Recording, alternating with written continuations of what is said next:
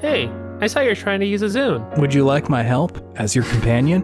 What if you could romance Clippy? I know that that's a really challenging phrase to hear, but I did need to put that out.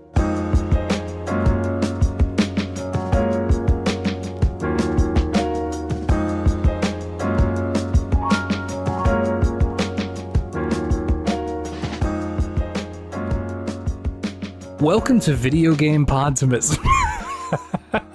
Do you have to get it out ahead of me? Yeah, it's not necessarily ahead of you, but I did feel the need to get it out. I feel the need to get out the fact that Chase needs to have his hipster card revoked because he is drinking Bud Light tonight for the podcast, everybody. Bud Light. I have put my craft beer aside. I have set PBR over there. Even Rainier is not welcome in my house tonight. Sitting in a corner with his lensless frames. And I am drinking the King of Beers, Light. The King of Beers, little brother. That is what I'm drinking. Just to return to a point that I was making before, it's the Optimist video game variety show where two best friends talk about the wonderful world of gaming. My name is Chase, and I am drinking Bud Light. That's a true fact. My name is David, and I'm drinking a vodka tonic. A classier move, I think. See, it's the week after the 4th of July, and had to get a light beer, and now I'm left with the leftovers. You still got some America in your veins, leftover from the weekend. It's tough to be in there, I will say.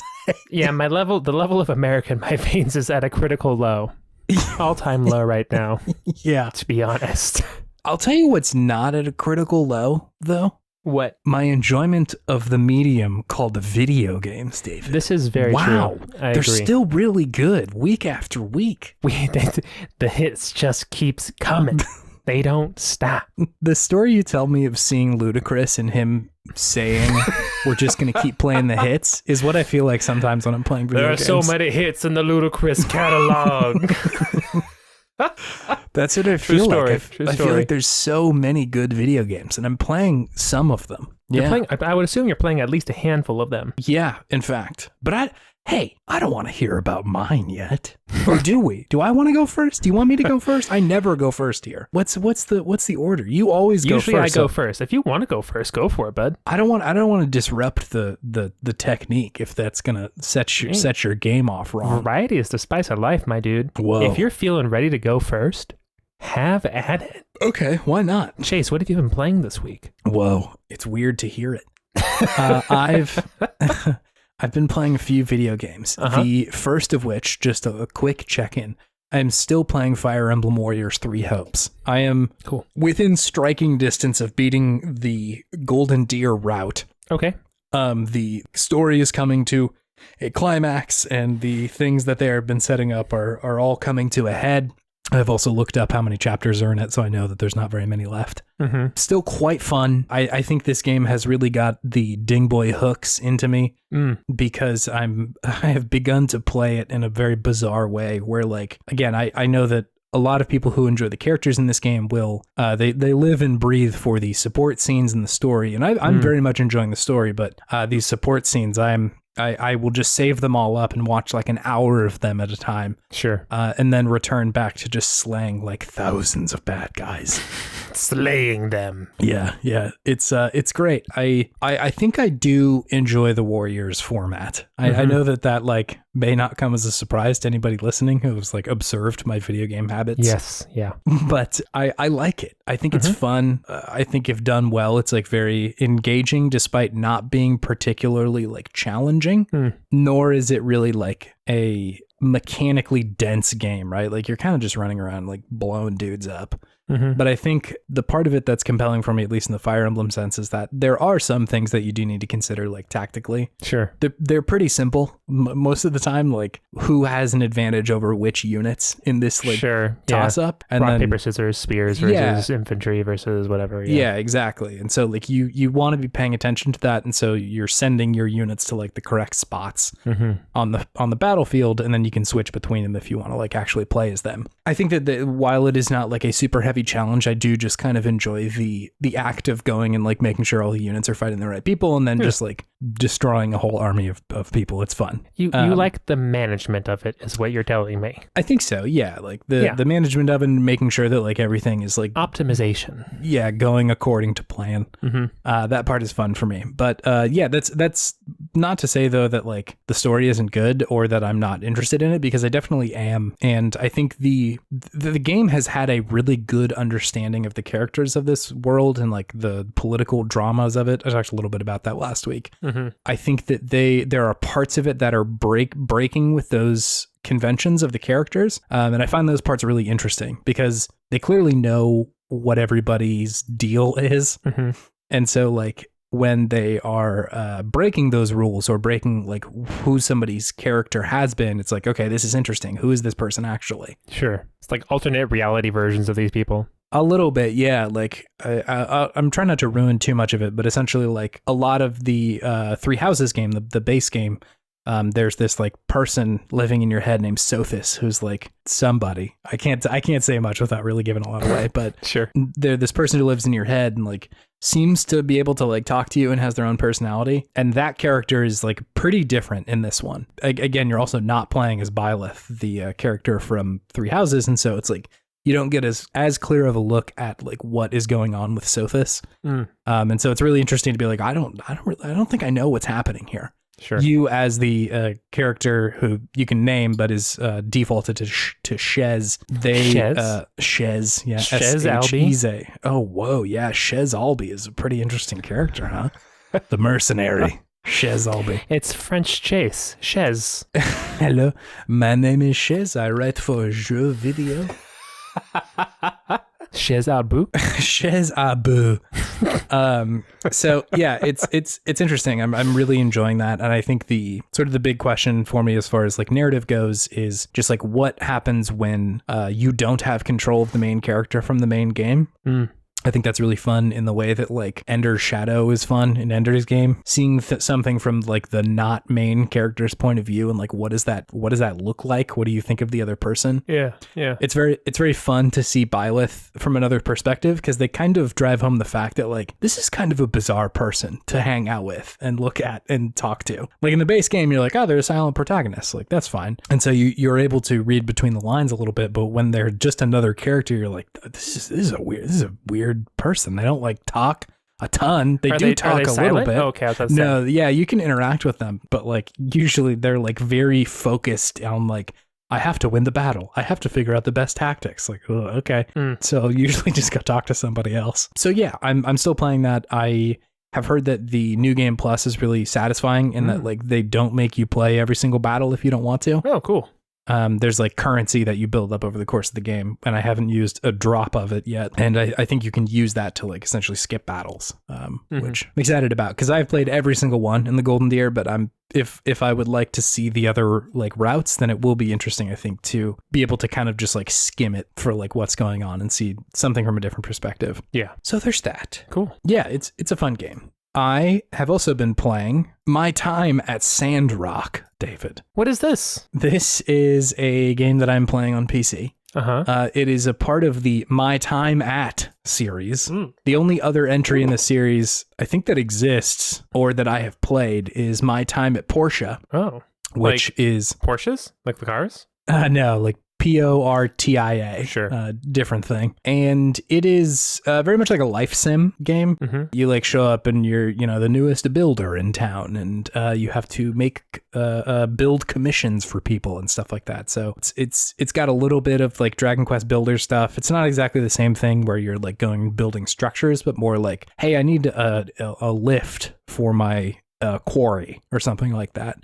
Can you build that for me? And so you have to go like wander around and collect like enough pieces of items to build something, and then that builds another component to thereby give you this thing and blah blah blah. And so like I said, I played My Time at Porsche a little while ago, and I played it on the Switch. It had come out there, I don't know, maybe a year or two ago, and I like full Podtimism, my heart's open. I didn't really like it that much. Sure, like, that's fine.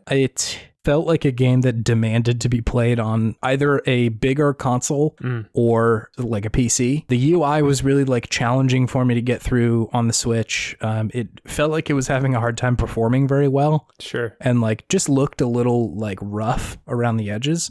So yeah, there's just like a certain amount of like polish that was kind of lacking from it that usually doesn't really bother me all that much. Like, sure. I regularly play PlayStation 1 games that like the UX stinks and like the controls are bad and it doesn't look very good. So like, it's not always that sort of stuff gets in the way, but I genuinely felt like I was like trying to get into the game and everything else was kind of holding me back. So it was like not easy to get into. Anyway, cut to my time at Sandrock. I saw that this game was coming out and was like, hey, like I was kind of hoping that like one of these would get it right for me. Yeah. Because like I really like the look of it. It's got this like kind of like watercolory, very bright colors sort of vibe to it. And, you know, I think a lot of these life sims do, like, you know, Stardew Valley and stuff like that have very like not chipper tone, but very bright tone. Yeah. And that's something that I genuinely like. And I think this game seems to have a lot more in common with like a Rune Factory than a Stardew Valley, but insofar as that it's 3D rather than like top down and 2D or anything like that.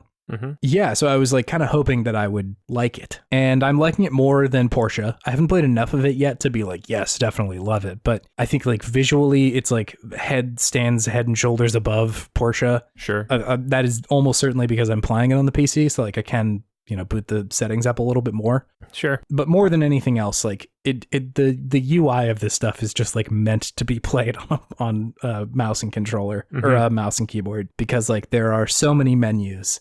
And so many like things you need to click on and like precise aiming to be like, okay, let me go over to this rock and mine it out. And then immediately open up my bag and combine these two things. And like, you can do that on like controllers or a Switch or something like that.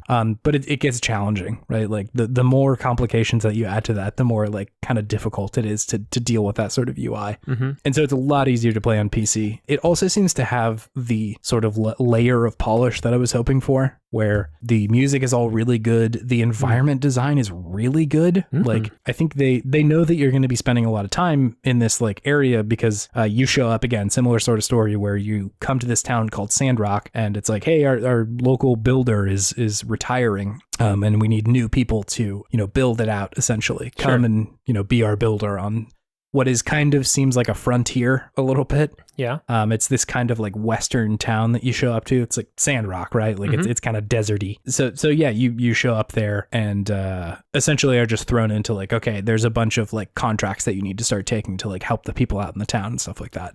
But yeah, the polish is really good. The music is really good. Anytime you go into like an interior house or anything like that, like they'll look really cool and good. It's as if you showed up to like any town in Dragon Quest and you're like, this is the place you're going to be for the rest of the game. Sure. Like it's just really pretty, and they've done a really good job of like making it feel like a physical space. Yeah. Bright, cartoony. Yeah. Not a lot of woe going on. No, and like that's not to say there's not conflict, right? Like you there's this other character that you show up and like they're the other builder. Oh God, the other builder. That's essentially they hired two at the same time, but like she's very nice. She's very nice and like is kind of leading you through there because she had arrived a day earlier and she had said essentially like, hey, I came out here because like this city, Sandrock, is known for being like kind of a dump. And like, I want to do some good by building out here. It's the Alliance of Free Cities. Is like the lore that they've built. That's cool. Essentially, Sandrock is like to the north of Portia in this like area. And they have a bunch of towns, but yeah, like they've said or established like this is like kind of a bad city as far as like, you know, the quality. Portia's a nice city? Portia's a little bit nicer. It's very much like, you know, your starting zone kind of thing of like everything's pretty green and nice and like everybody's nice to each other and shit like that. But this one seems a little bit more rough and tumble. There seems to be some kind of bandit. You know things are rough and tumble when there's a bandit. One single bandit. One bandit. It's actually just a dog. His name Bandit. So, yeah, I'm really enjoying it. I think I know that my brain at a certain point will click into the like life sim stuff with like, okay, I have like my day set out and I have a certain amount of energy and I'm going to go collect these resources and build this thing and just keep going through that. So like at a certain point with these kind of games, it's not when, but if, and the if is usually if I can, no, sorry, backwards. It's not if but when. Yeah. But usually the hump that I have to get over is the tutorial, right? Like it can be a little challenging to like get through this stuff because like there's a lot of mechanics that you need to get through. Yeah. This one does a lot better job of like just throwing you in very quickly and saying like, just go figure it out. You'll probably be fine. It's always tough when you have to start up a new game and just wade through a bunch of screens and just learn. I'm like, I've been doing stuff all day. I just want to farm. Give me a hoe, give me a pickaxe. Just let me go. It is interesting. I've been like running into this more and more just because like I do play a fair amount of games, and like so the starting hour or two of games is like really. I compare those against each other pretty often. Yeah. It's such a hard thing to do because you don't want somebody to be totally lost and just feel like, I don't know what this game is supposed to be. But like there is a upper limit of text boxes that I can read and understand the mechanic that is approaching. Absolutely. And like I don't necessarily subscribe to the idea that like you shouldn't give a text box or you shouldn't give a tutorial. Like ideally you can learn stuff on the fly, but like with games like this or like say something like Satisfactory or Factorio or something like that, like you do kind of need some tutorials to be like, this is how the game works. Yeah. Because this is kind of complicated. And so it's a really tough thing to do. And I think this one shines when it is like leaning on the characters and the setting. And it does that almost immediately, which is really nice to like, you're getting your tutorials from the silly people in town. Oh, you're going to go meet this guy and like, oh, who's this person? And that sort of stuff. So like, it doesn't just hurl text boxes at you like, I think 3 Hopes did a little bit. Yeah. That's one of my big issues with modern games, especially on consoles. I think I've talked about this before. If you're going to give me a lot of text box, make it the whole screen. Just make it the whole screen. This. Like, I don't want to have to A, read, right? And then B, have to squint and like really strain to read. Yeah. Like if it's kind of like a board game type situation, make it look like a board game booklet. Sure. Right? Yeah. Make it look nice and just take up the whole screen if I'm going to be reading for a bit, like trying to understand things. But like tiny little text box, it's tough. It's tough. It's a hard sell for me. Yeah, like I said, I want to be able to play a ton of games, but oftentimes it requires like grokking a whole new set of grok. The grok rears its head once again. I feel like this is our new word. I like it. I'm ready for grok. I'm ready for the era of the grok. Hot grok summer. Grok and roll. Let's do it. Grok and roll. Pop, lock, and grok it. Yes. Fucked that one up 2 times, but I got there eventually. There's a lot of good grok rhymes here. I'm into grok and roll. Grok and roll. Yep. And pop, lock, and grok it. Pop, lock, and grok it, baby. Pop, lock, and grok it. I knew it was coming. I could see myself putting that sound clip into the episode. Anyway, point being, I'm enjoying this game. I think like overwhelmingly the tone and the setting are like the things that are keeping me there. Like I said, it's similar to a Dragon Quest in that like it's not pressing the attack button over and over again. That is fun. It's like exploring and having an adventure and like that sort of stuff. And I think this one is similar in that you can feel the town sort of like appreciating the building that you're doing, and then that it motivates you to go do some more building and shit like that. So yeah, I'm enjoying it quite a bit. Living in the town, being part of a community. Exactly. Yeah. Like I said, much better on PC than it is on the Switch, at least in my experience. I really needed the real estate to be able to play it in the way that I wanted to. Totally. The final game that I'm playing, David. Yes. It's Ninja Gaiden Sigma Male. It rolls off the tongue, doesn't it? Yeah, I really do want to complete that. It's good still, isn't it? Yeah, I've also beaten Ninja Gaiden Sigma. Oh my god. Flew through this game. You just verbally dominated me in the world of video games. You just made me your beta video gamer right there. You just totally came in. You saw what I was doing. You're just like, that looks cool, and then just did it way better and more efficiently than I'm doing it. Well done, Chat Butt B. It's impressive. That's impressive. I have dominated you in the marketplace of ideas. So is that your Ben Shapiro? That is unfortunately my Ben Shapiro. Sorry. Oh no. Anyways, continue. This game is really good. I really enjoyed playing through this. I think I had mentioned when you had talked about it last week that this is a game that I had played when I was younger and was really challenging at the time. I had a really hard time beating this game. Yeah. I suspect I know why, but it's a really enjoyable experience to play through it now because like I pretty quickly picked the mechanics of it back up. Yeah. Of like, I know kind of what to do and like I remember the pitfalls of where I shouldn't go and like how I shouldn't be fighting and shit like that. And I also shouldn't use all of my potions before I fight Alma, which I did not. Alma was not as big of a deal this time. Still really hard, but not in the same way that it was the first time. It was a struggle first time I played through this game. For somebody who hasn't played Ninja Gaiden, it is like a 3D action fighting game, I guess. Not fighting game, but like a 3D action adventure game. Yeah, 3D action adventure game. You are a shinobi, a ninja. A ninja named Ryu Hayabusa, Sigma male.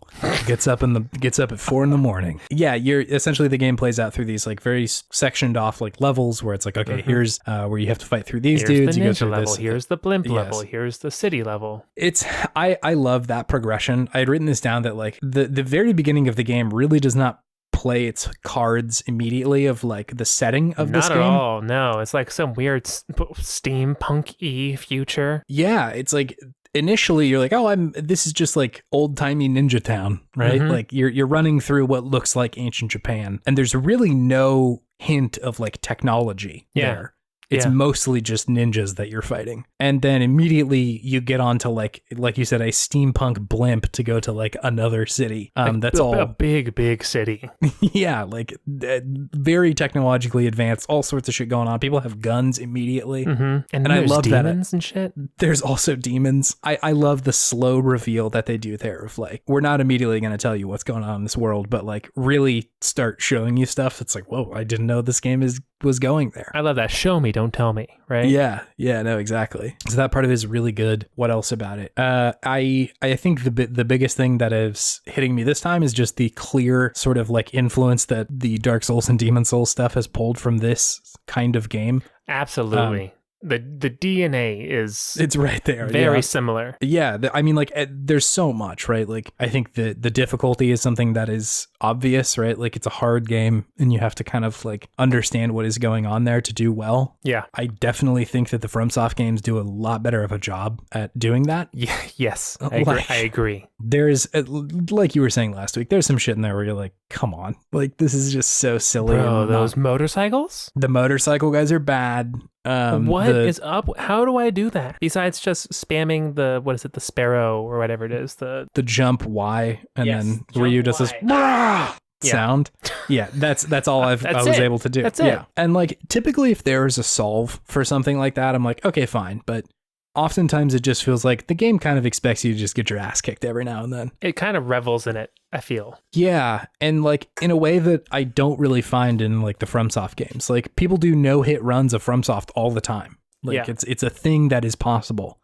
Whereas like this one, I feel like you would kind of have to cheese that a little bit because like there are parts where it's just like you just kind of got unlucky right here. Yeah. And everybody punched you in the right timing to not let you get up. Exactly. The stun lock on your character is brutal, pretty severe sometimes. Yeah. And so like it definitely seems like they had not cracked this code yet of getting the difficulty tuned in the right way. It's still good, and you can see hints of what FromSoft would eventually capitalize on, right? Like there are times where it's like this fight felt good, and the times where I'm making mistakes, it's my own fault, which feels good because you can then get better at it. Right, like I played the first level again after playing the end, and I was like, I'm clearly much more comfortable with this almost immediately, which is good. It means that you've gotten better at the game. Yeah, absolutely. Yeah, it's there are some punishing moments in this game where it's like this is unfortunate. Absolutely, it's like there's nothing I could have done. There's like maybe if I had positioned myself differently, like 5 moves previously, then I could have gotten out of that. But the way it is now, I'm just done. I'm done. I think there's a bunch of stuff in there, but yeah, so the difficulty is something that you can see the influence from. I think the boss design is really there, like just big old monsters that you gotta fight. Yes, monsters. Yeah, just the mere presence of a big fucking health bar at the bottom of the screen feels very FromSofty. Absolutely. Or I guess in this way it would be very Ninja Gaiden-y. And I think a lot of that goes back to just like a more influenced by earlier game sort of stuff. Like very early video games had like big old health bars and monsters and shit like that. In the same way, I think that Ninja Gaiden was just taking a lot of those lessons and applying them very directly, which is cool. Like it's fun to see, and I think you can see that going through all these games. The sort of a pitfall though is Ninja Gaiden also asks, hey, what if the platforming was also like Dark Souls? What if that was hard as fuck too? No, yeah. The platforming is pretty brutal in this game. game. is really challenging. There's like, it doesn't always get me. And there's like a couple times where I'm like, oh, it took a couple tries or whatever. But every now and then I like have just gotten stuck at a spot being like, I have fallen in this pit so many times. And I can't bear to do it again. Yeah, and I heard that Sigma actually took out some of the more onerous parts of the platforming. So I can't imagine what it was like in the original game. Like, wow, just kill me now. Just kill me now. It's one thing to lose to an enemy. It's another thing to lose to an inanimate object. Yeah, you just fell laughing at you. There was one section of the game where it was the end of level 6, I think, where you fight this like big dragon skeleton that's like pushing himself up against the walls and like swinging his old skeleton tail around and shit like that. Which is fun, and then you beat him, and then you move on and play as Jessica. Is that her name? Rachel. Another very common name from when we were in elementary school. Yes, Rachel's and Jessica's were all the rage in the 90s. Sure. Which I need to talk about Rachel in a second, because holy shit, I did not remember the big bummer that is Rachel. Yeah. But so you go and play as a level as her, which like they're not super common, but like I really don't need those levels. I really don't need the Jessica sections. No, the Rachel sections. Damn, at least get her name right, man. Come on. Come on, man. It's brutal. No, I agree. It seems like they took the very fun parts of Ninja Gaiden, which is the fluidity. And I'm just like, what if you just had a big hammer? Yeah, just slow it on down. Slow it down. It's not as entertaining, but still fine. Still fine. It's not horrible. I just like every time I did it, I was like, let's just do this, like get through it so I can get back to playing as Ryu. This is an aside, but I don't know if I talked about this last time, but there was one part in one of Rachel's first levels where I went off and started doing some like side portion of the game, like before I entered the monastery, the big city, whatever it's called. And I get to this part at the end of this kind of side section, and I have to fight maybe like 50, it feels like, enemies that are just kicking my whole ass this whole time. I use like all of my potions, and then at the end, once you've beat the last one, I am like at death's doorstep. My prize in a chest then emerges from the ground out of nowhere. I'm like, sweet, this better be something good. And it's a wig. Oh no. It's a wig. Instead of having a bun and like bangs, I now have long hair as Rachel. Yikes. That it. Sucks. Gives me no perk, gives me no benefit. It's just cosmetic. Because those sections are typically worth it with Ryu, where there's like an unending number of dudes. Exactly, right? I had in the blimp level, there was like unending dudes, but then you get like a health upgrade, like a permanent health upgrade. Like a significant, like a very big jump in health. That's pretty good. I need that. That's darn good. But with her, it's like, oh, hair. How about a cool hair? Oh my God. Sorry, I just had to vent about that a little bit. I don't think I talked about that last time. I mean, the wild thing is the where I was going with the story in the first place was a similar sort of thing where I beat the level with Rachel, got back to Ryu where he had just beaten the dragon skeleton, and I was like, man, I need to save really badly because I have not saved since beating that boss a level ago after playing as Jessica, and I see the save point down below me on and I'm like, that's not that far. Like Ryu's jumped farther than that. I'll go down there. Immediately jump off. Dead. Game over. No. You died. You can't jump from there. Brutal. Can't jump from there. So the game sends me back to before I beat the boss and I have to do the whole section over again. No, dude. I think it should be video game law that if you beat a level, you can't go back. Like you at least start over at the level you just started at. They were watching Lost at the time, and they were big Jack fans. We got to go back. We gotta go back, Kate. A similar thing with me when I was playing, we were like right outside Han's bar. Yeah. And had got through that whole section. I was like, oh, sweet, there's a save point over there. And I'm like making my way towards it. Yeah. And it's like cutscene, boss battle with the motorcycles. Got to go inside. You can't get to it. I'm like, oh my God, that was such a tease. Such a tease. Yeah, no, it definitely dangles that sort of stuff in front of you. And again, it's made me appreciate a lot of the stuff that FromSoft does. I think with like a little bit more forgiving of save spots. Yeah. And also like FromSoft fucks with you, but they do it in a way that is consistent and makes you paranoid and in ways that reward you after a certain point, right? Like I think about the like mimic chests in the first Dark Souls where like the first time you do that and there's a mimic in there, you're like, wow, that sucked. I didn't know that like anything could be that. And so you learn early, if I hit it, it won't like jump out and grab me. It'll just like come alive as a mimic. So every chest that I roll up on, just slash it a little bit, see if it's a mimic. Poke. Yeah, see if it's a bad one or not. And that's rewarding because eventually there will be another mimic and you're like, hell yeah, my paranoia has helped me. But with this one, it's like it will just fuck with you, and that level of fuckery, that situation that you run into doesn't show up again. It's just like, no, sorry, we just wanted to kill you. Just this one time. Yeah. Should have done it. Sorry. And so like it's a very bizarre play because on the one hand, the moments that are good are really good. Like it is the highs of a FromSoft game where it's really hard and you're just in the kind of flow state of kicking ass and like knowing how the enemies are going to attack before it happens and reading them to the point where like, I am a Sigma ninja. Like I'm kicking ass out here. But other times the game is just like, I think you're done right now. I think I'm going to kick your ass. Just sort of stops you. Let's see. Algorithm says you're fucked. Dead. Sorry. And like, there's not always rhyme or reason for that, right? Like, I think part of why the FromSoft stuff works really well, and like, it's really easier to see what does work well after playing a game that is close to it, but not quite. I think the consistency of the enemies only having a handful of attacks where you're like, I know what you're going to do. Like, it's not hard to learn. Versus like, yeah, sometimes they'll throw the little like blowy uppy, the incendiary shuriken or whatever at you. Yeah. But sometimes they won't. Sometimes if you just kind of get them cornered a little bit, they don't do it. Get them first. Yeah. And so like, there's some ways you can get around it, right? Like I think the weapon choice a lot of the time helps you. Like with the Spider Ninja Clan, the guys who throw the blowy uppy darts. I could not use the like dragon sword or whatever. Yeah. It didn't work very well. So I had to use Lunar, the staff. Yeah, it works a lot better because you can kind of just like interrupt whatever their attack is doing because your staff is twirling around you so much. It like oftentimes will just stop them from attacking. And so like that sort of stuff is interesting, but it doesn't always feel the best when you're like, man, I just could have been like doing this. Versus again, like Dark Souls treats you like you got to learn this enemy, but once you do, like you'll kind of have their number if you're just patient enough. Yeah. I was mentioning that I'm pretty sure I know why I was bad at it when I was younger. Ain't no way Little Chase was rolling, man. No way he was dodge rolling. I didn't even know there was a dodge roll in this game. Neither did I. I played that first level quite a bit. I had no idea. No, I thought there was block. I remembered block, but I did not remember that you could roll. The roll's pretty good. It's pretty useful. Good. Got a lot of invincibility frames. Got a lot of spots where they can't hit you. And oftentimes it's faster than blocking. Like you can put your sword up and stop whatever attack, but if you roll out, the enemy's like still going through their motion.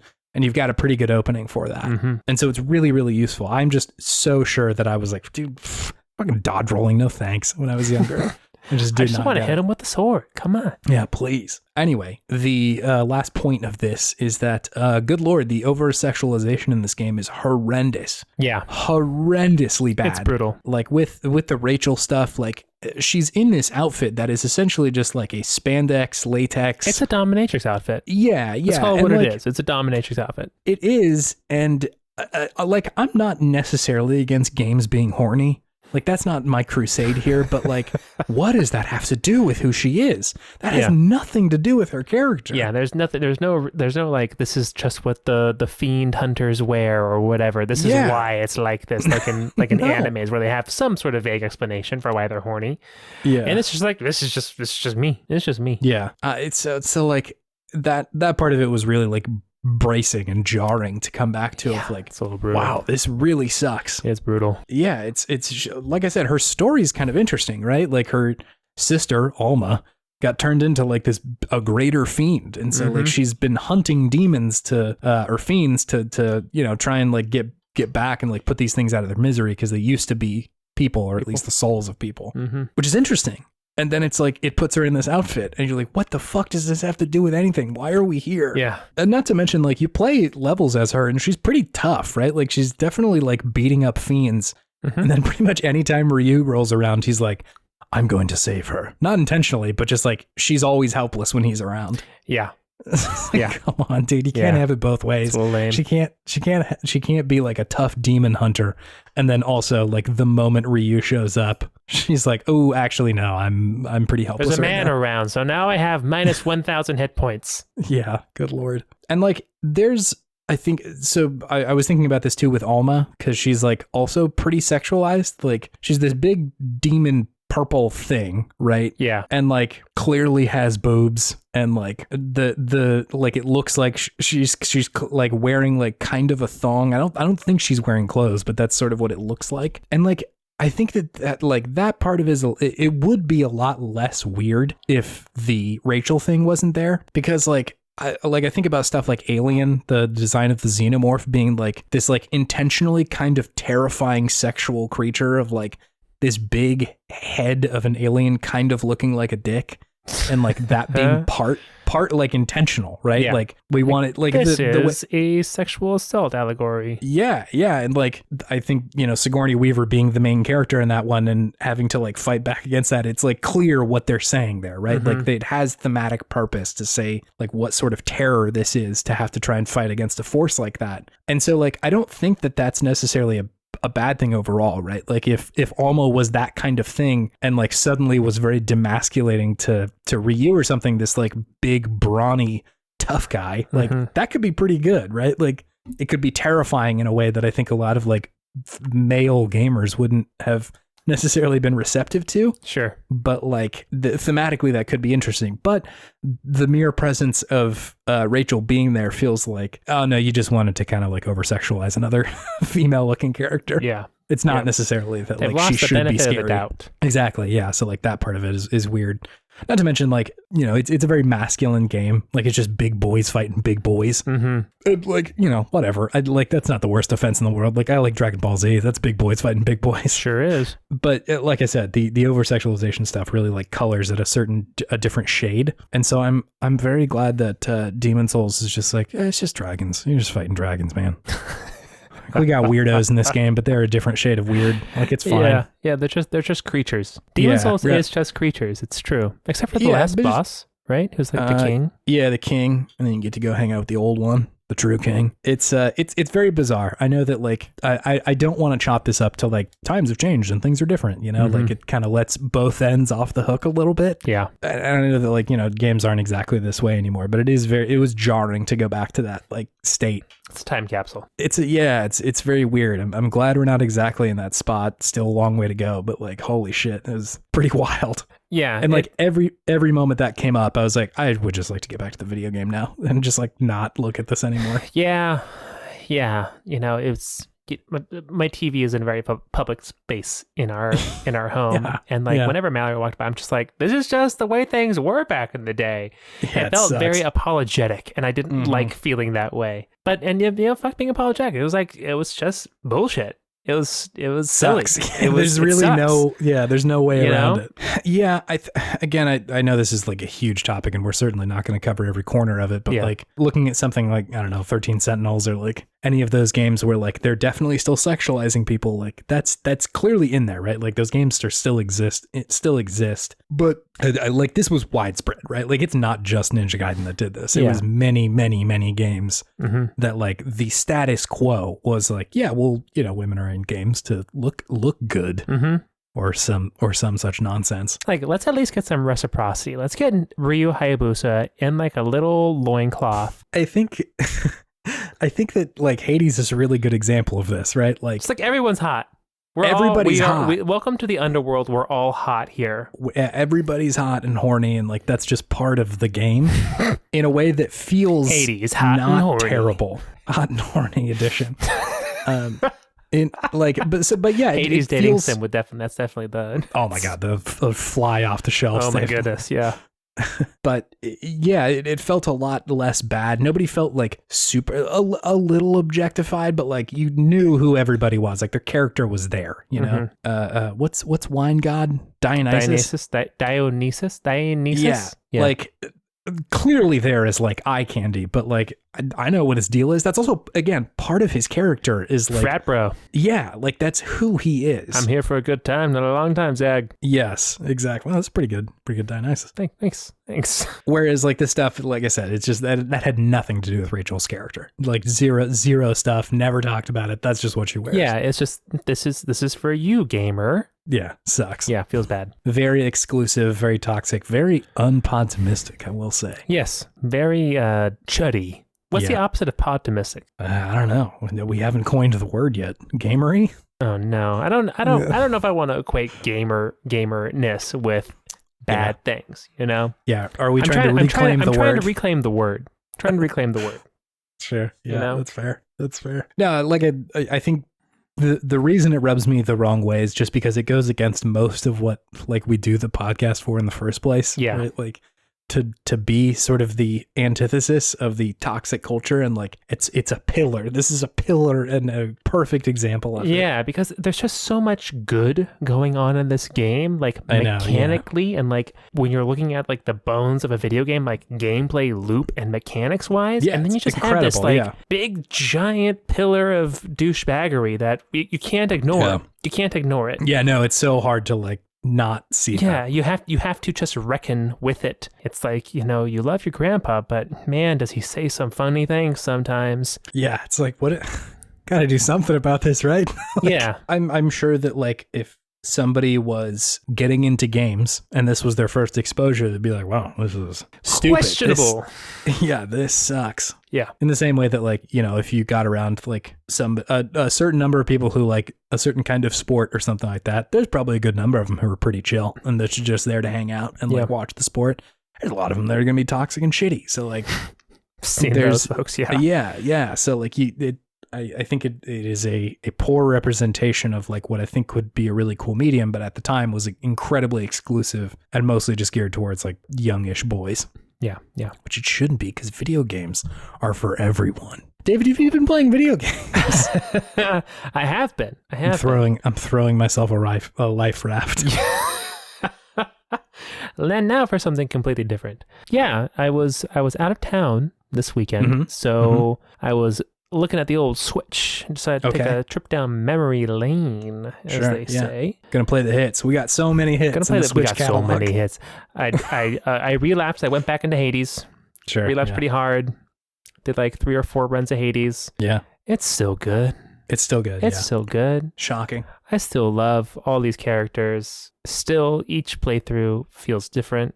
It's pretty amazing from just a gameplay, mechanic, and loop perspective. So still really good. Having a great time in that. And then I also decided, hey, let's check out this Nintendo Switch Online dealio here. Okay, sure. Let's check out this N64 emulator they got. Talk to me. Mario Golf. Yes. Mario Golf. Fun. Good game. Yeah, good Surprisingly golf game. Deep mechanics. Started playing through it. I was like, okay, they have a pretty bare bones roster at first. Let's do the option where I can unlock a new character. Yeah. And then from behind me, heavy footsteps. Boom. Boom. Boom. Luigi comes out of nowhere and hands me my whole ass in this game.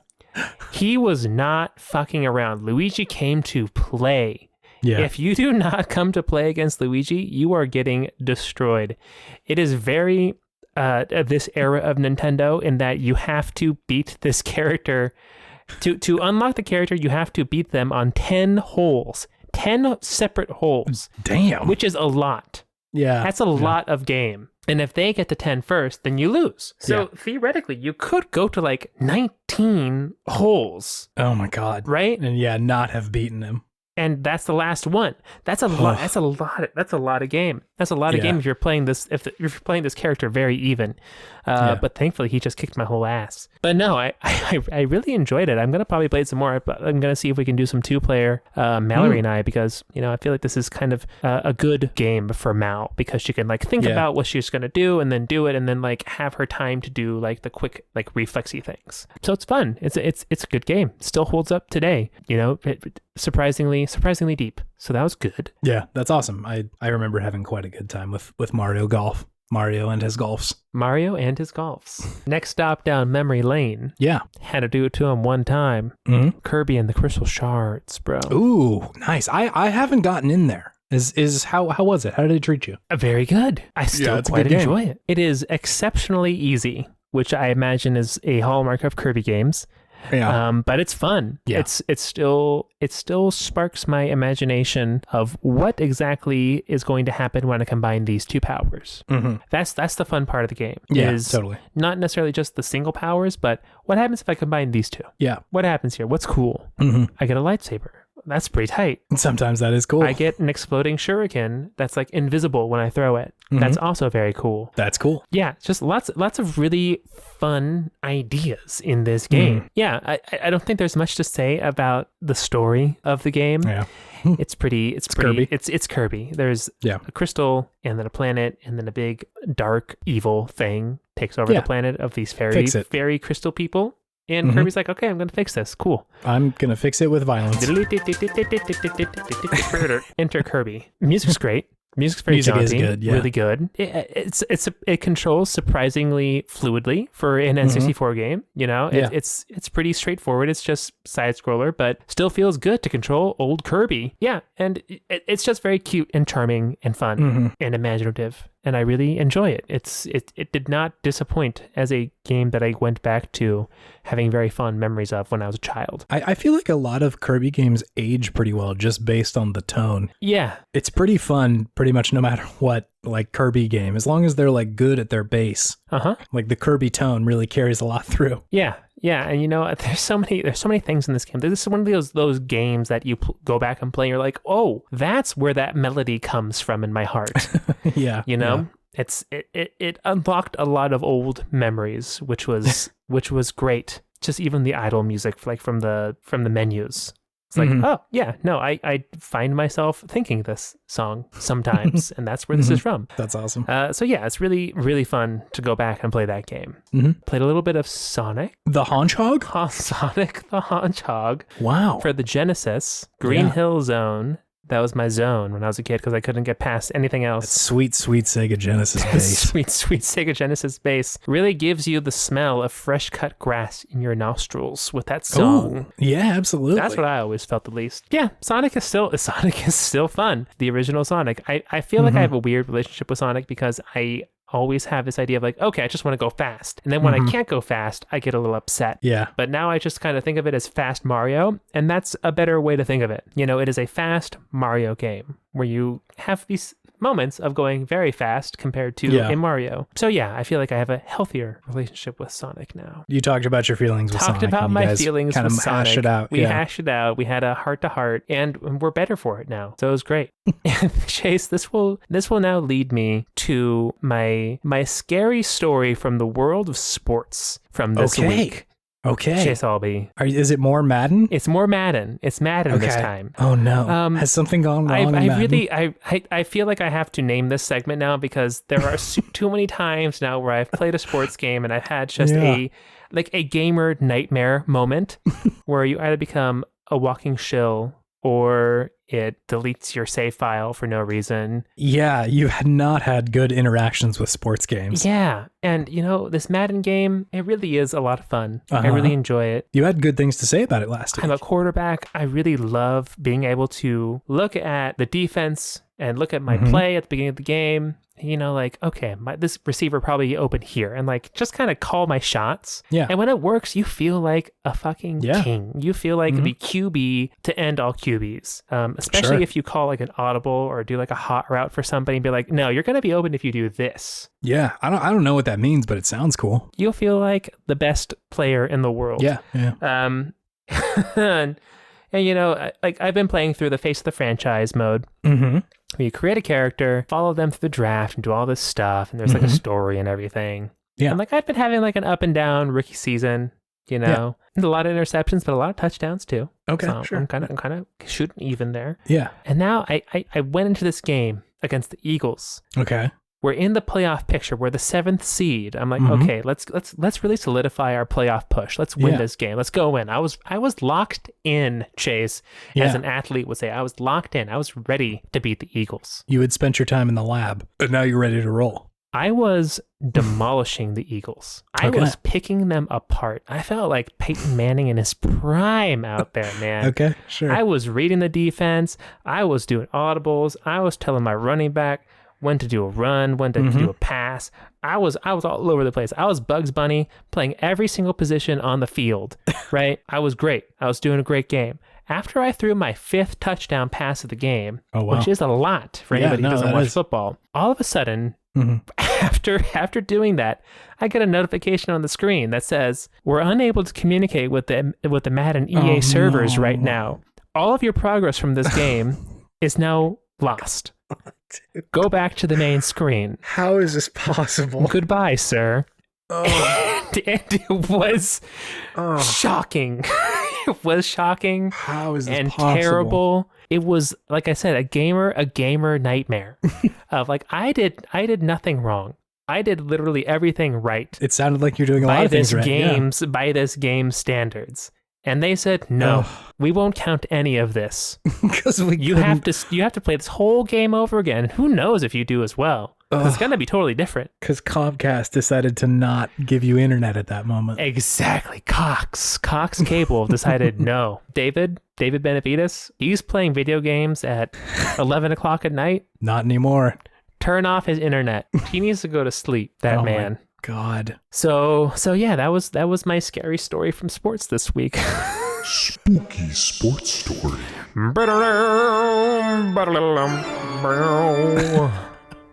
It was a horrendous moment. It was that is really rough. Horrendous moment. I can't believe the streak that you're on with these games just kicking your ass for no good reason. What have I done to deserve this? I don't know.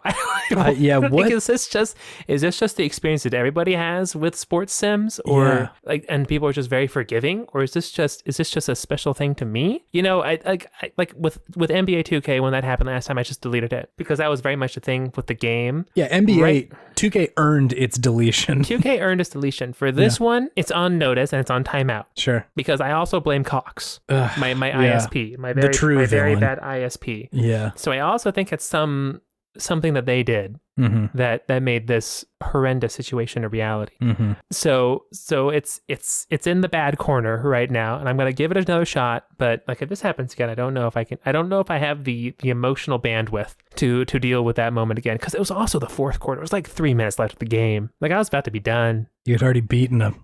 And like, these games are kind of long too. Yeah, like you really are like in it to win it when you're doing these games. So it was brutal. It was a really brutal moment. I couldn't believe it at first. I was like, no way. Yeah, there's no shot that this is what's happening. Surely they will let me continue. Like, why do you have to save it to your servers? Why don't you just save it to my console? To your local, yeah. You can use my console. I don't mind. When you get internet, push it back up. Yeah. Oh, yeah. God. It's like cloud saves only. These all belong to us. I mean, have your saves, but don't I'm about to beat the Eagles, bro. I'm about to beat the Eagles, man. I was about to beat the Eagles. About to further solidify my spot in the playoffs. Oh my God.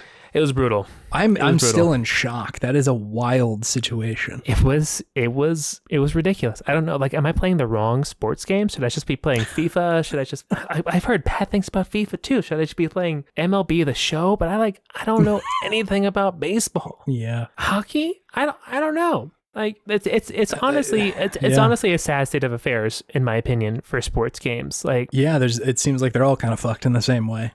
Yeah, it's become the industry standard, and it's a damn shame, because few things can be better or itch that same scratch like a sports game can. Yeah. You know, if it's like a really good sim, it can be so fun and so good, but then they put in these little annoyances in there that become these big annoyances and just kind of ruin the whole immersion and experience of it. Yeah. And it makes me sad. It makes me sad, honestly. They could be so much more. Because I have such fond memories of Madden and NBA 2K from when I was in high school and college. Yeah. And now they've just become something completely and totally different that I just sometimes have a hard time recognizing, honestly. And it does I feel like such a gamer boomer saying all this stuff, but my God. But it's just how I feel. It is how I feel. So I don't know if other people have these same experiences. Maybe I'm just unlucky. I don't know. Yeah. But yeah, it's just, it's sad. It's disappointing. Because this is mechanically a great game. Very fun to play, the actual game. Yeah. But it seems like it just wants to get in its own way sometimes, which is a big bummer with a capital B. I don't think you sound like a boomer, because I think like there's stuff that is like tangibly worse about this. It's not that you're like, I love the style of Madden 2009, you know, like, yeah, it's that your game blew up, you know, like the server stopped you from playing the video game. It's not like things were better back in the day. It's like they could be better tomorrow if we just don't like make my game stop playing because Comcast said no more tonight. The product is good, but the pipeline that the product is coming down blew up for some reason. Yeah. Outside of my control. Yeah. So it's frustrating. It was very frustrating. I get that. So let's just hope that I have as good of a game as I did the other night. Otherwise, I'm just going to be upset about it and just complain about it probably on the next podcast. Yeah, sure. But to be honest, like I do like this game. That's why it's just on timeout. Yeah. So let's see if it comes back in. Nice. If it does an audible back into my heart, who knows? Yeah. So yeah. In a complete tonal shift, David, do you have something fueling your sense of Podtimism? Yes, I do actually. What is it? It's the ability of emulators to speed up games. Oh my God, yeah. Huge benefit. Yeah. I'll talk about it a little bit with the game we're talking about this week. Yes. But it reminded me of when I played, what was it, Pokemon Fire Red on my Mac in college.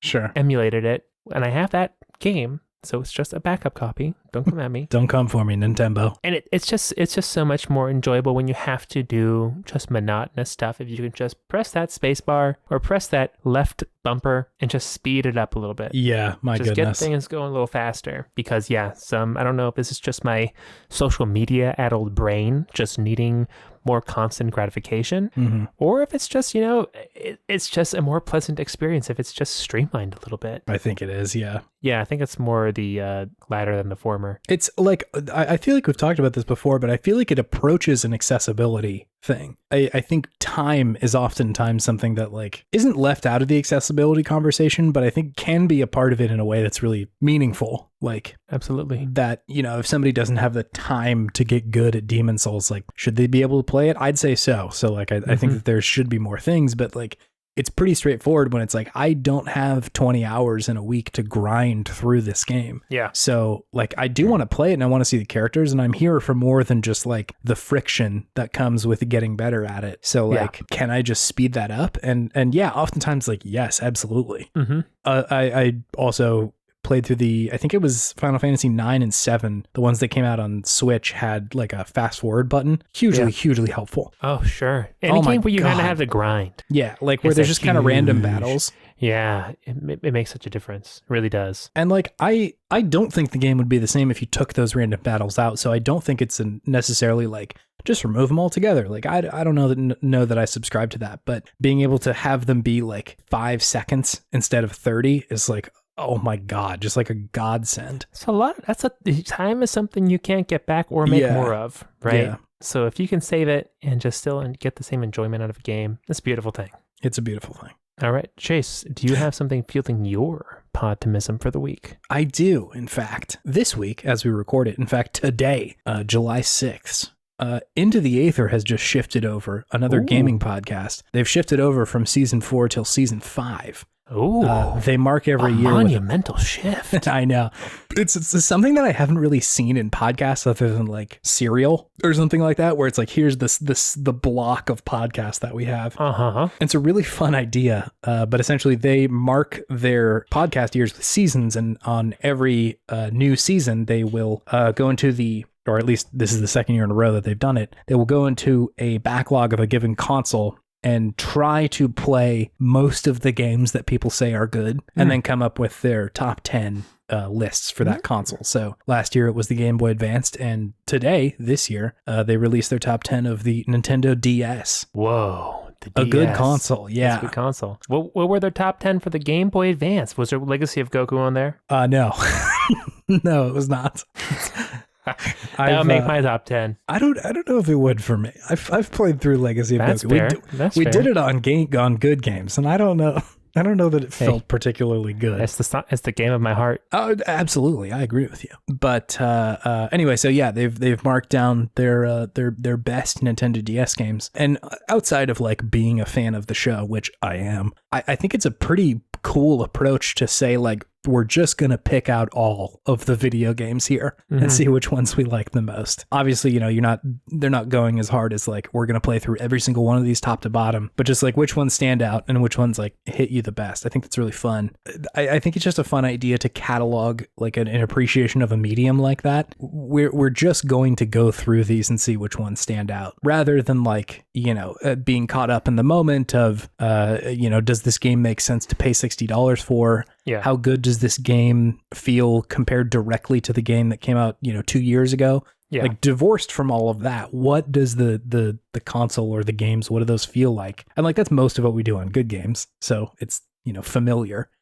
But yeah, I think it's a really cool approach to go back and look at that with, you know, mostly the nostalgia goggles turned off of like, is this game good? Is this still fun? So yeah, it's definitely fueling my Podtimism today because it makes me excited about video games. Video games are cool. They're cool to look at and think about. You should listen to the podcast. I suspect that there's a pretty big crossover of people who have listened to that listen to this. But if you're not one of those, you should go listen to it because it's good. It's a good podcast. It's one of the good ones. Anyway, David, do you want to move on to our main thing? Yes. Cool.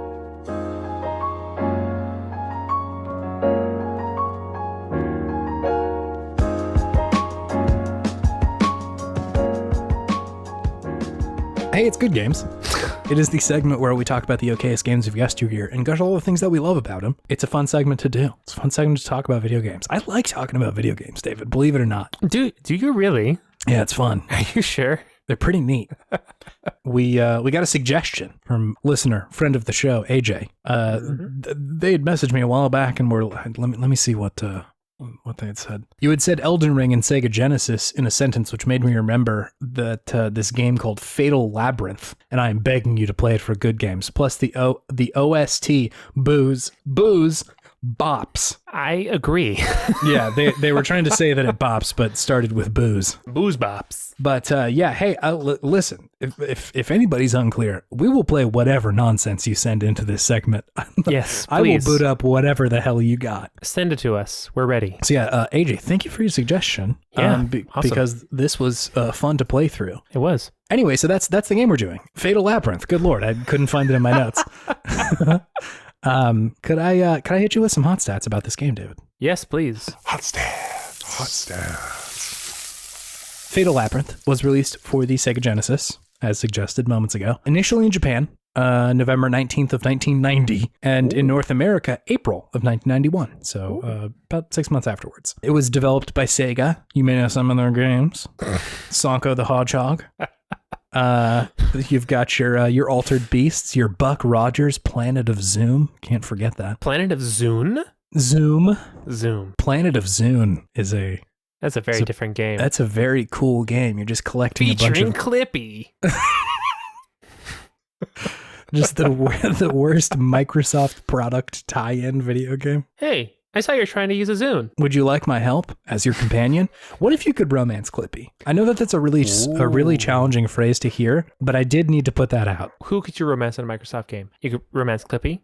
Microsoft Sam. Microsoft Sam? Yeah, the like robot voice that reads things. Video Game Podtimism is my favorite podcast because both hosts are totally cute and have convinced me that video games are for everyone, not just the chodes in the internet. Also shout out to Chet the Rat, my patron saint. Microsoft Sam out. Oh, Microsoft Sam. Bill or Melinda Gates. Sure, they're in there. Or do they come as a pair? You have to romance both of them. Microsoft Excel, just in general. You can romance like the program. Yeah, Microsoft Excel. Uh-huh. It's like a big nerd. It's glasses. Yeah. It's like I planned out our date. Cortana, the voice assistant. Why not? Yep. It's almost too easy. Absolutely. I think the taskbar might be an interesting... The taskbar? Yeah, it might be an interesting romanceable partner. I want to romance the windows themselves. Oh, wow. That has to be like the final boss. Specifically top left window. Very, very curvy up there. I'm into it. I'm into those angles, baby. What parts of Windows would you like to romance, listeners? Send in your suggestions. What's the sexiest part of a window to you? Let me tell you about 1997 Microsoft Me, friend. My goodness. Oh, Xbox avatars? Yeah, Nice sure. Those. I think the Xbox logo. Why not? Why not? An Xbox controller. The Xbox. You got original Xbox, Xbox 360. All One. different romanceable partners. Pro controller. Is it illegal to kiss an Xbox? Not in the US. Not in my heart. Not in my heart. Anyway, Sega also made Yakuza.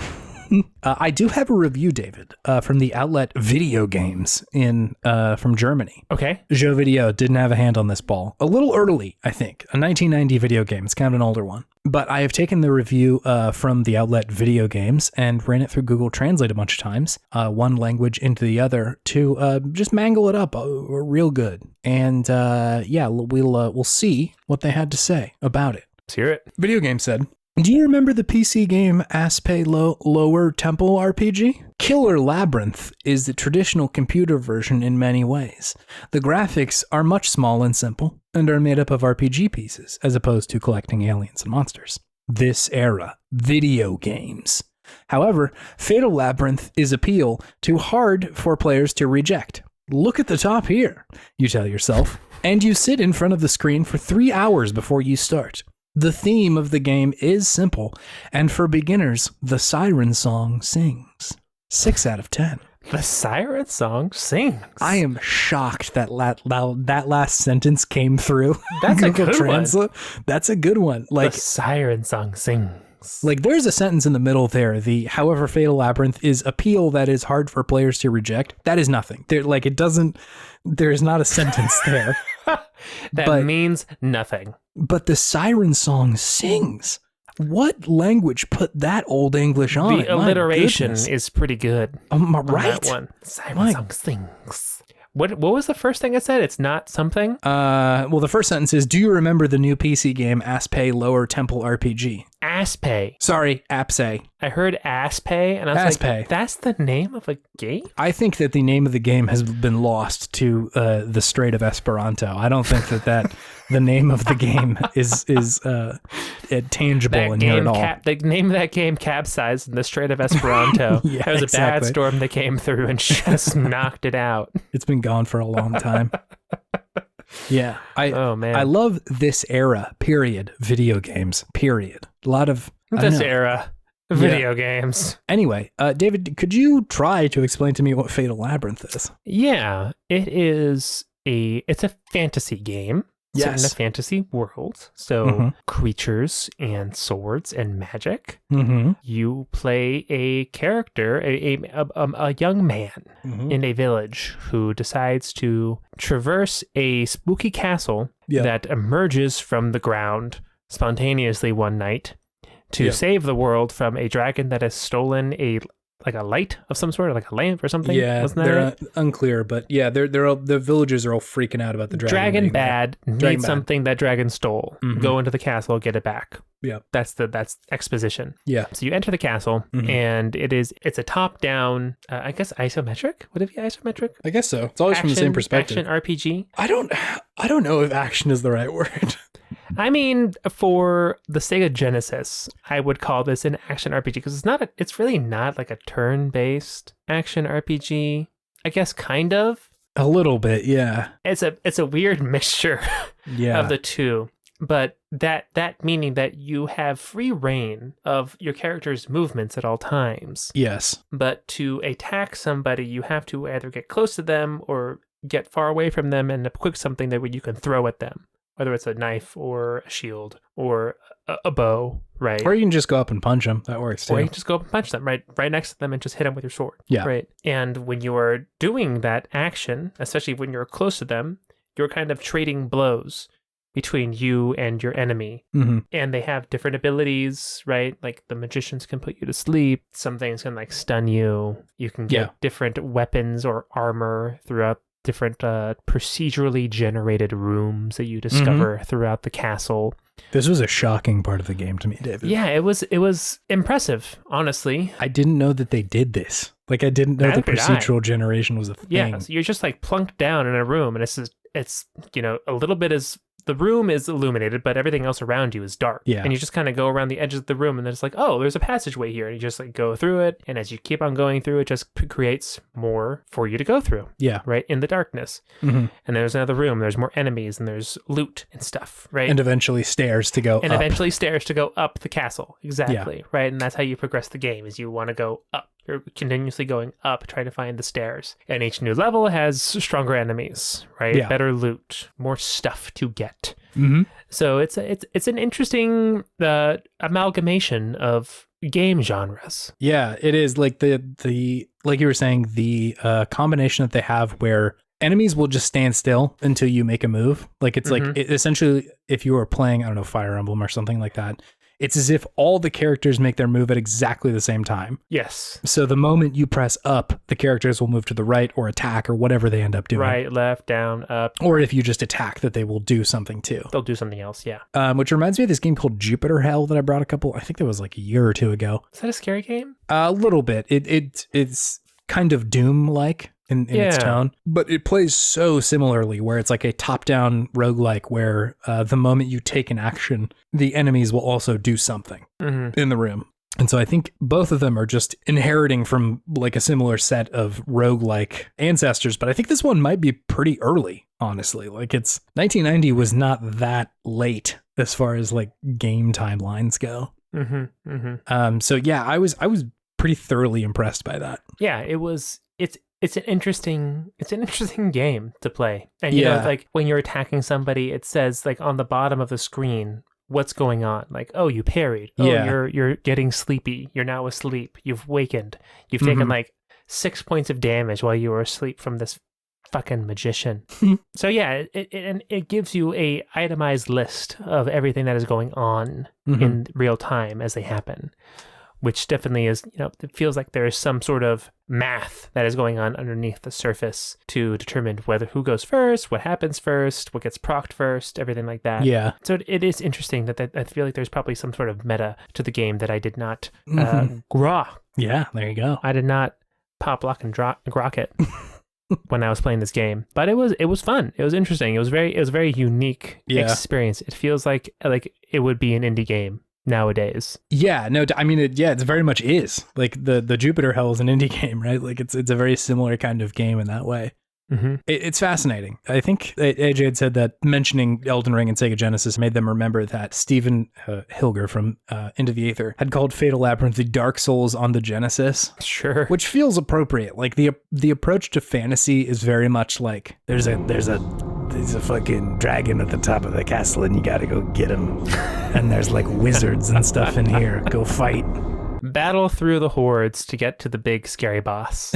Yeah. And like I was wondering if this was intentional or not, but like they really don't explain the game to you at all. And I'm wondering, like, no, they don't. Was this in the manual or something? Like, am I missing the user guide? It could be. Because it's possible that a game that came out here explained a little bit of how to play it, because, man, they do not give you a lot. Yeah, I was confused at first, but it's intuitive enough. You figure it out. You figure it out, but, like, you know, I didn't know what any of the buttons do. Like, you click A, and that opens up your menu to, like, equip some of the shit that you've got, you know? Yeah. All sorts of stuff. Like, it does take some experimentation. No, oh, man. And, like, you know, it's 1990. But, like, damn, it was challenging. But like I said, I think the comparison to Dark Souls is apt, because Dark Souls also kind of throws you in there sometimes. It's like, we're not going to tell you how to use the menu. That's on you. Yeah, it's really interesting. I think like the game honestly doesn't have a lot to look at, like not visually, but just like analysis wise. Like once you have talked about the mechanics, that's most of the game. That's pretty much it. There's not much else going on besides just the straight up mechanics. No, because the story's super duper simple. However, I do have some music that I would like to share with you. I was about to say, I need to hear your opinion on the music, because the music was something else. What genre of music is this?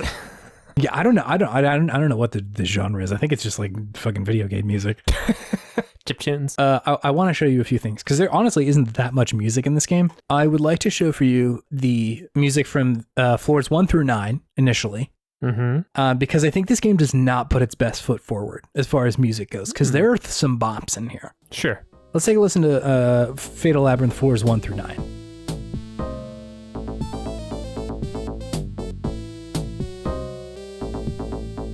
I'm not going to say it's bad.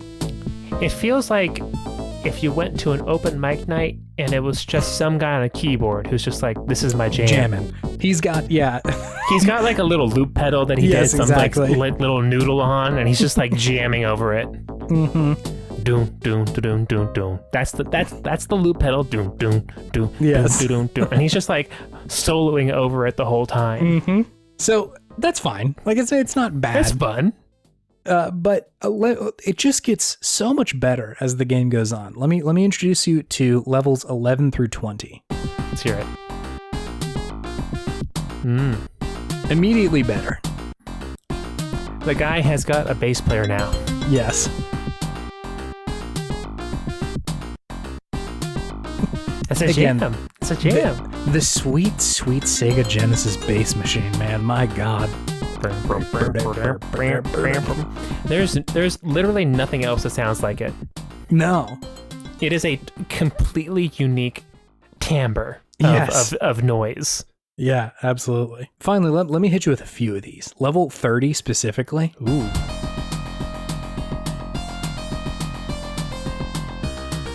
He's now big time.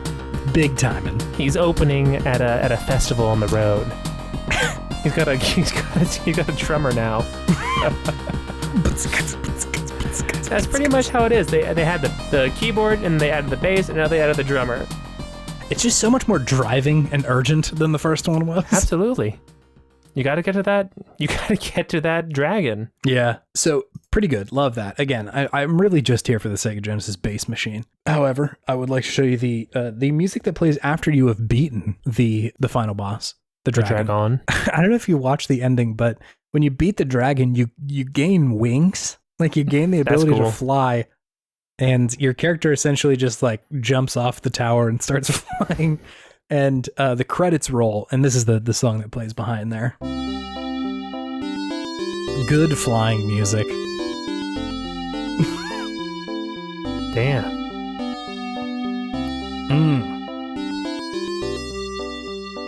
Peaceful. Good. Feels like you beat a dragon.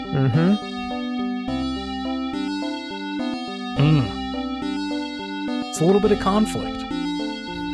Some challenges. It's conflict that has been resolved. Yes, exactly. You're remembering the Things challenging were tough. worm. We got through. Worm, WYRM. Yeah. But now I can fly, and I'm a cool knight. My whole town is saved. I can fly. I think that's what they're saying, right? Yeah, of course. Now I can fly. Good music. Not a lot of it. Like I said, there's only a few songs in this game. But so, yeah, I mean, like, I think the coolest thing about this game is the procedural generation. I think the tone is fun. Like, its approach to fantasy is, like, very swords and sorcery in the way that Demon Souls and Dark Souls are. I think that's cool as hell. I love in the credits that when it says programmer, the first name that is listed is Mr. Lee Papa. I really, really like that. Lee Papa? Yeah. That's great. That's beautiful. I doubt that is their legal name, but I love that. Could be. It could be. Why not? Anyway, yeah, it's a good game. I enjoyed it. Like, I don't think I could play this for hours and hours and hours. Yeah. It seems like something like a young version of myself would pour hours into just to say, like, I did it. I beat the dragon or whatever. But like the replayability as an adult, so I'm like, I've seen the game. I think it's cool. You know, feel free to revoke my core gamer card for saying this, but I feel like it would be good on like a phone, like just like a phone game where you can just like pull out, do like a level, and then put it away. Just no problem. It would do fine on a phone. There's you don't have to like the controls really are control not anything. You know, to attack something, you just point the directional stick towards it. Yeah. That's it. That's all you do. It's easy peasy. So yeah, it's a very simple game. It's surprisingly fun and engaging. The procedural generation is interesting, right? Keeps things fun and fresh. That is the biggest part for me. That's the secret sauce for this game, for sure. Yeah. But yeah, I enjoyed it. I agree with you. I don't think I could play it for extended periods of time, but as just a pop in, pop out kind of like, oh, let's just like see how far I can get into like a Fatal Labyrinth run. Yeah. Fine. Yeah, it's good. Yeah, it's pretty interesting. I'm always fascinated by these games that are like, I thought was something that was invented 10 years ago, but was actually invented 30 years ago or whatever. They've been doing it for a while. It's just like, oh God, I just wasn't paying attention. Yeah, exactly. Because stuff like this is so big now, like procedural generation and roguelikes and shit like that. Like that's the game right now. Hades. And so like it's shocking to see that sort of stuff, like the groundwork laid for it so long ago. And like, of course, right? Like that's always the story, right? Like you hear somebody being like, oh yeah, like this kind of music wasn't around. And then there's somebody in like 1962 being like, no, I was making it. And like nobody listened to him. Rapping in 1922. Yeah. So there's always somebody doing it, but it is pretty fascinating to see such an early example of it. Totally. I don't got much more to say about Fatal Labyrinth. Me neither. It's pretty cool. It's an interesting game. It's fun. Give it a shot. Thanks, AJ. Thanks for your suggestion. That was great. It was great.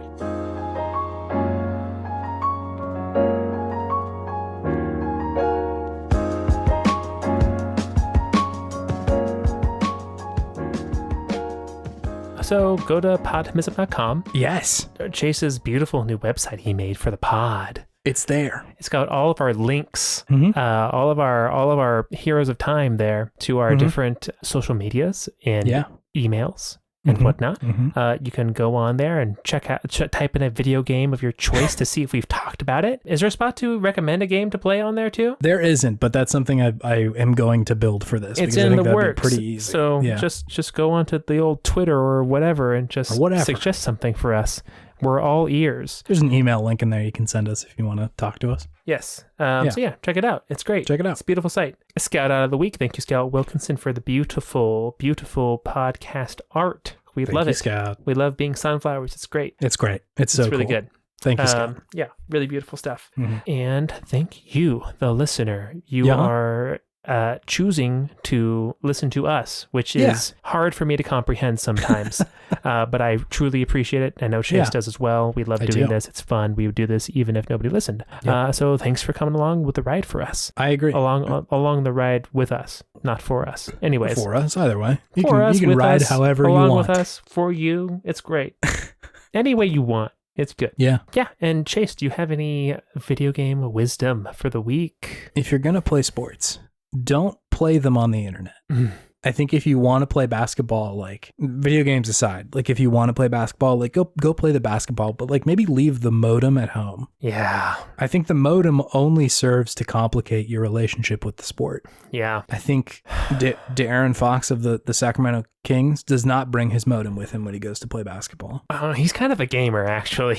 He is a gamer, but he does. I think he knows well enough that like trying to connect to the Wi-Fi while you're shooting hoops is like not the move. It's true. It's just, why is my single player game online only? I am cool with single player games being online sometimes, but if you're gonna like, I'm playing a video game and you are my gaming dad coming in the living room and unplugging my console while I'm about to beat the Eagles, what are we doing here, Dad? Yeah, it was real heel turn. It was a tough time.